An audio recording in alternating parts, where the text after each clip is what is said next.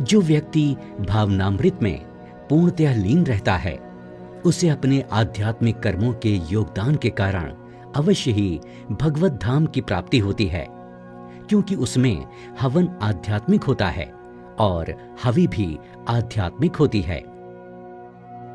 कुछ योगी विभिन्न प्रकार के यज्ञों द्वारा देवताओं की भलीभांति पूजा करते हैं और कुछ पर ब्रह्म रूपी अग्नि में आहुति डालते हैं। इनमें से कुछ श्रवण आदि क्रियाओं तथा इंद्रियों को मन की नियंत्रण रूपी अग्नि में स्वाहा कर देते हैं, तो दूसरे लोग इंद्रिय विषयों को इंद्रियों की अग्नि में स्वाहा कर देते हैं। दूसरे जो मन तथा इंद्रियों को वश में करके आत्म साक्षात्कार करना चाहते हैं, संपूर्ण इंद्रियों तथा प्राण वायु के कार्यों को संयमित मन रूपी अग्नि में आहुति कर देते हैं।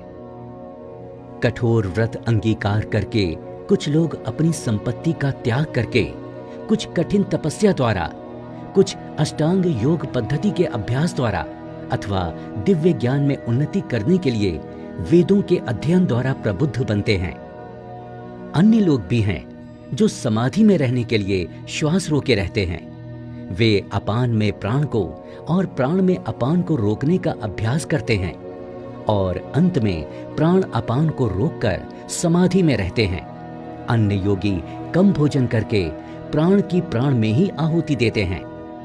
ये सभी योग करने वाले यज्ञों का अर्थ जानने के कारण पाप कर्मों से मुक्त हो जाते हैं और यज्ञों के फल रूपी अमृत को चखकर परम दिव्य आकाश की ओर बढ़ते जाते हैं। हे कुरुश्रेष्ठ, जब यज्ञ के बिना मनुष्य इस लोक में या इस जीवन में ही सुख पूर्वक नहीं रह सकता, तो फिर अगले जन्म में कैसे रह सकेगा।